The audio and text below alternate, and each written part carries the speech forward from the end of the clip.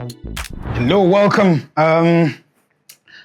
First of all, it's a beautiful Saturday, just here where we are. I won't tell you the location, but it's just a beautiful location. Just from what you can see in the background, it's a beautiful location. And this is a chill conversation on a Saturday. And I'm here with a gentleman. He'll introduce himself later, but my name is Derrick, and I am a co-host over here. It's a podcast that will just help you relax, pick a thing or two, and enjoy yourself as you grow as a young person, mostly. Again, my name is Derrick, and I'm here with... Hello everyone, my name is Shafic, and so basically what we're going to talk about is what, like, as there ends, what are the different questions? What questions should you ask yourself as there ends? So we're going to ask each other questions, 40 questions, me and Derrick, and basically answer the same questions. And you also, as you're watching, you should be able to answer the same questions so that you hold yourself accountable. Mwaka gugwako wakoze chi wazze mabega oba ogenze maaso oba ekyali in the same place. So exactly. Enjoy. So I think I will jump into the questions right away. I think you should go first. I should go first. Yeah. So these are 40 questions that you should ask yourself as their ends. So we thought this would be a better way to get to know us, the public to know us, and because we're going to share basically our lived experience throughout this year. So let me pick I'm going to pick a question for Derrick, and then he'll pick a question for me. So let me pick. Give them a shuffle. I'm going to get you like, okay. This is an easy one. I'm jealous. What song will always remind you of this year? What song will always remind me of this year? Yeah. I think for the last 2 years has been the same song, and that song is Goodness of God. But I like the Christopher Martin version of Goodness of God. So, yeah, that was. But I feel like we need a song that's from 2025. 2025. Yeah. Wrong Places by by Joshua Baraka. I think this year I've made many attempts on finding a partner, and I've been getting, I don't know. And it's very to cow, but yeah, Wrong Places by Joshua Baraka. Yeah. Didn't you have to answer the same questions? No. Like I feel like it'd be much faster if you answer the 20 and I answer the 20. Okay, sure. Okay. So I'll shuffle and get you a hard question. It's easy. What cities, states, countries did you visit this year? So I'm much more of an introvert, but this year I got a chance to not only like get out of the city, but I got a chance to visit another country. This year I went to Kenya, and it was basically mainly to like learn how different countries engage like even to be basically in the startup field. Yeah, because I'm planning to like run my startup. It's called Campy. We'll talk more about it. I'll share more about it for the video. But I had gone to attend this event. It's called African Startup Festival. So the African Startup. It was in Kenya. It was in Kenya. Yeah, I remember. Yeah, it was their very first event in Kenya. So I was like, damn, like seriously, this like just here next to the border, because they usually host in Lagos and London. So this time I was like, it's just here, like what excuse do I have? Going to Kenya is very cheap, just here. So I just pay the ticket, pack my bags, and went to the event. I got a chance to. It was an experience. I got out of my house, got out of the city, got out of the country.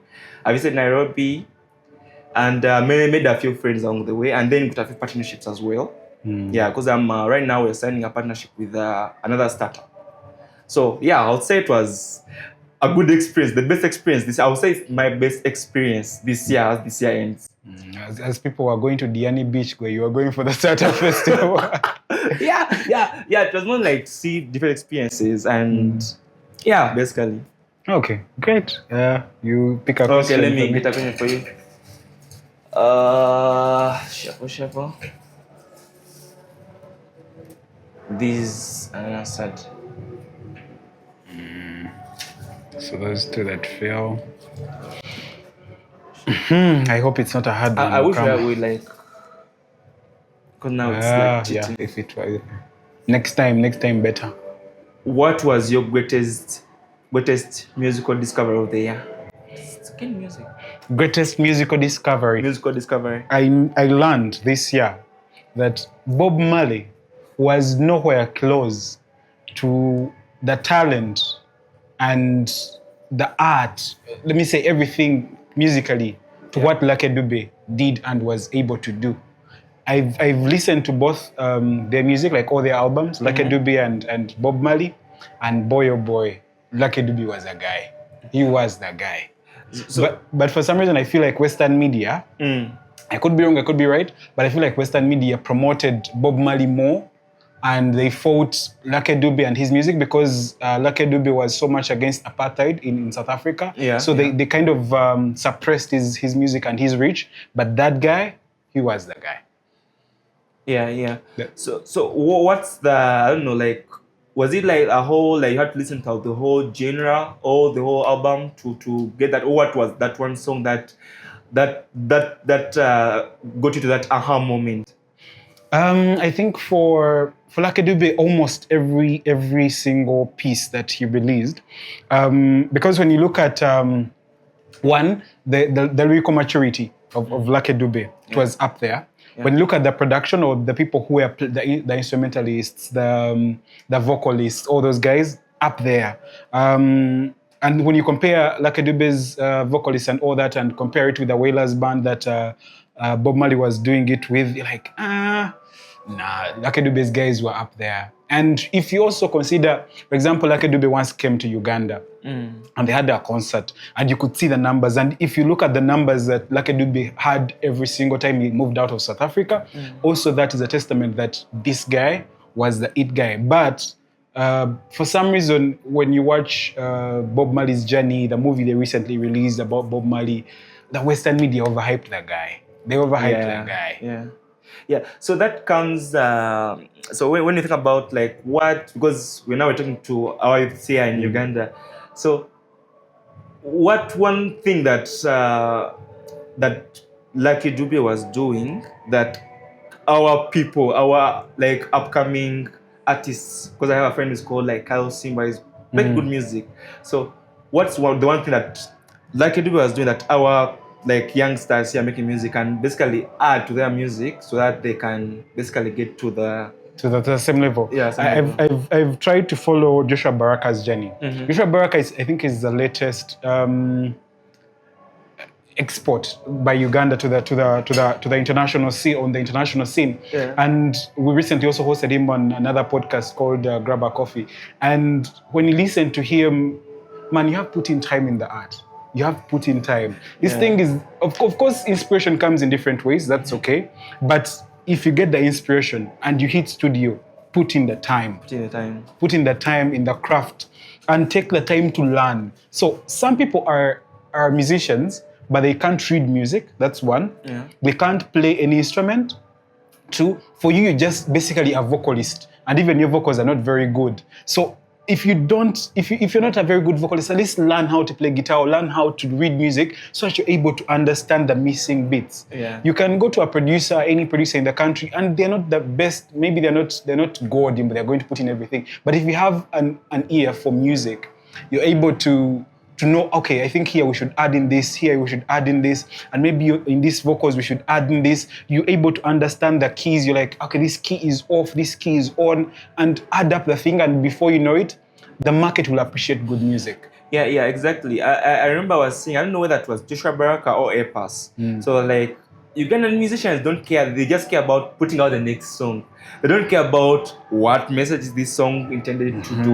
What, like, if somebody listens to this song, what emotion will they get or anything. They just care about putting out the next song, the next vibe, get like the latest, I don't know, the latest meme and just make a song out of it, you know. Like, that's the problem. And that's the thing about Ugandan music. The moment there is a trending word, you'll find like 5 artists who just went to studio and did a song about the trending word. And those songs are usually, people call them bubblegum music. Like, they're there for a particular time and they're out. Yeah, out. But when you listen to maybe Wrong Places, it's a song you feel like you're going to listen to for a very long time. Yeah. Yeah, because it's good music. It's really good music. And yes, I'm not a musician, and I shouldn't be an authority in giving a lot of advice, but of course I'm a listener, I'm a consumer. I know what we want as consumers to an extent. But also another thing that I think Uganda musicians should think about, and I've been thinking about this for some time. We have very few musicians who are pushing a particular cause. Very many musicians all over the place. Today they will sing about this, more they will sing about the other. But musicians who have focused on a particular direction for their music, they've thrived more than people all over the place. Why? Consumers usually follow products that are predictable. If you listen to Joshua Baraka's music, you're going to know it is connotative, as in it has depth, and it is mostly love music, but love music with depth. Yeah. But if you're a musician who today you sing about a song that has depth, tomorrow you sing a song that doesn't have depth, people get confused. If you think about Chris Brown, you know this is a guy who sings while dancing. Yeah. That is what you expect. He's good at that. If you think about Lil Wayne, you know that's a rapper. If you think about Kanye, you know he's controversial. His music is controversial as a person. That's what you expect. You go there expecting that. But if you are all over the place, I'm like, man, nah. Yeah. Anyway, like you pick my next question to you. What was the best book you read this year? This year I read specifically 2 books, like reading, because usually some of them I consume them via audiobook. This year I've read like the one physical book I've read is called Your Next 5 Moves, Master the Art of Business Strategy by Patrick Bet-David. Yeah, Patrick Bet-David. What was the book about? What was in the book? Of course, the title says something, but what was in there? Yeah, but and what the guy says in the book is basically telling his story, how he became who he is, where he grew up, and how he came to be in America right now, and tells you like. I think he looks like a foreigner as well. Yeah, he been deported. Right now he's like he's an American now. Not of Indian, he's American. He should have been deported. He's an American, and he's giving you like basically if you want to the reason why I read it is because I'm like basically trying to start up my company and all that, and he's telling you basically the things you should put in place, or how you should think as a founder or as a person who wants to get into entrepreneurship. He gives you like these 3, like there are three journeys. So there is intrapreneur, then there is entrepreneur, and then there is I forgot the third one. But basically, so he tells you that this first option, you have to put in this much, and then if you want like to be a god or something, you have to be like an entrepreneur. It's not an easy road. But if you want to take it, you have to do this much. So you have to think ahead. You have to be different, you know. So basically, it tells you all that. Like, but I'm still reading it. I'm like, it's like I'm remembering with a quarter to finish it. But it's a very, very good book. There is a meme I've been watching one of these days. Okay, I've been seeing it all over the place, and they're saying, why is almost every book a New York Times bestseller? There is something around that. Almost every book you buy, New York best. I'm like, you guys, every book. Then which one was the best? But of course, there is a theory behind that, which we won't go into. But then a follow-up question is, do you think Ugandans read? I read. But do you think an average Ugandan is interested in reading? I think Ugandans read because reading is something people don't publicize. Like something you could do at your home when you're going to sleep, in your free time. And not TikTok. You leave TikTok and grab a book. Yeah, because reading is so boring that you won't talk about it with your friends. I won't tell my friend, man, I read this book. Why? So I think people read, but not that much. I would say on average people read like 2 books in a year or something, like 2 to 3 books in a year. Ugandans, 2 books actually, 2 books. 2 books in a year. In a year, on average. For me, I think I have a different experience because I am part of a book club, but let's skip that conversation. I think it's your turn to pick. We'll talk about books later. Okay, this is a good one. So the question is, compared to your time last year, compared to this time last year, are you happier or sadder? Thinner or fatter? Richer or poorer? So it's like a reflection. Like if you look at your life now, last year. So I've noticed one thing, and it's a thing you will notice if you do a bit of reflection. Yeah. There are patterns in life. Exactly. And patterns tend, of course, the whole point why they're called patterns is because they're repetitive. So I've noticed that in my years from 2023, there is a pattern. Yeah. So the last quarter of the year is usually the same. The first quarter of the year is usually the same. So for some weird reason, and some people may not believe this, but the same state I was in last year, November, it's the same state I'm in right now. It's a state of anxiety. Yeah. So last year, around November, I was waiting for an announcement about something I had worked so hard for, I had applied for. And I was there with a lot of tension, and I eventually got the news around 6th of November of last year. Yeah. But this year, it's the same situation. I applied for something, I'm waiting for the news or for the feedback, and have a lot of anxiety. But for some reason, this year, they've delayed to give me the feedback. So it's the same state. But the other one is, am I richer? Yes, I am richer. Are you richer like your wallet is bigger, or you're richer spiritually, or like in the brain or something, like you have accumulated so much knowledge as time moved on? They asked the same question to Bob Marley sometime, that are you rich? And he asked what's the definition of rich, and they told him material stuff, and he said, I don't have that kind of richness. And neither do I don't have that kind of richness, material richness, but I do have the kind of richness where I am more content with myself. I am much more at peace with myself. I know myself better, and I know what I want. I have more clarity of what I want much better. And more so, I have more friends. I have more people to talk to and stuff like that. So yeah, I'm richer that way. In terms of money, just like Honorable Uzi says, they want you to say cake so but anyway, so am I fatter? I don't think. I think I'm the same size as I was last year. What was the other one? The question says, happier or sadder? I just have anxiety. I don't know. I don't know if I'm happy or sad, but I just have anxiety. But for now, I think whenever I go home, I'm much happier because my home looks much better than it was last year. So yeah. I think the thing you talked about being like feeling like it's the same pattern. I feel like if you have not changed location, or like you're still in the same community, same people, so we carry the same patterns. And then something about usually around November, people are preparing for the next year.